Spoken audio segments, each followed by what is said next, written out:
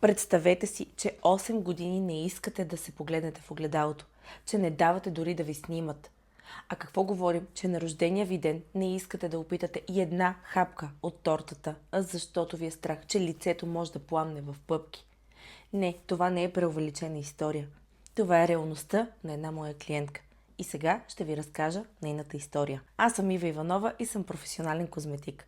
Помагам на хора около 30-те години, на които им е писнало да водят дълга изтощителна борба с мазната си проблемна кожа.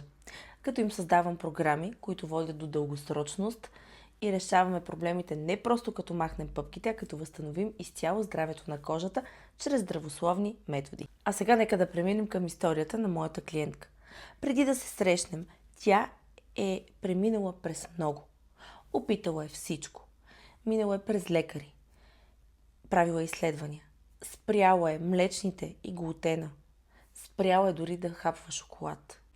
Използвала е киселини, медицинска козметика и всякакви агресивни решения, които си обещали, че ще изпилят пъпката и кожата ще бъде нова и здрава и вече няма да има тези проблеми. Да, това го е изпитвала, пробвала и се е доверявала цели 8 години.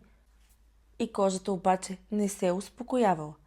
Пъпките са завехвали, след което са тръгвали отново да се появяват и изведнъж просто е ставал някакъв бум. Имало е някакво затишие пред буря след всеки нов метод, който е опитвала тя. И ето така ние се срещаме. Нейна приятелка я е споменала за мен.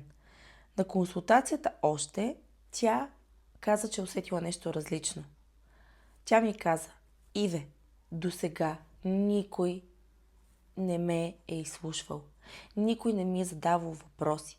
И за първи път някой да не бърза.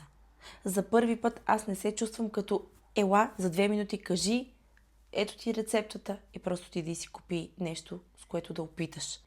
Каза ми, аз за първи път се усещам разбрана.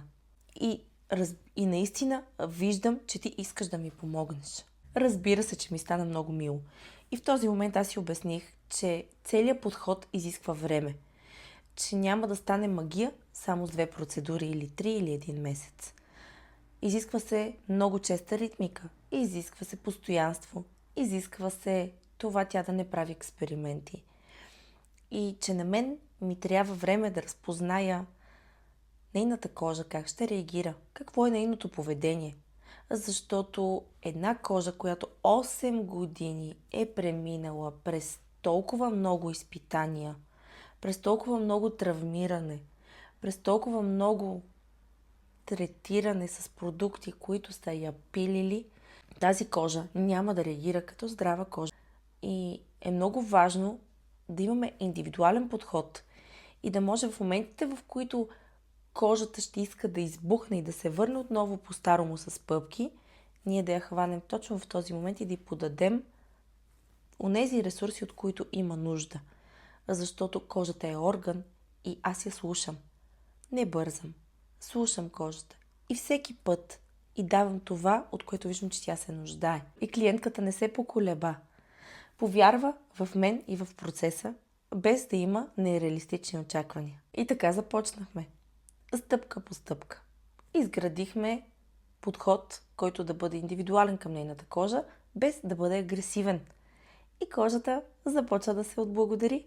Още на 2-я месец тя започна да ми се хвали колко голяма разлика вече вижда в кожата си.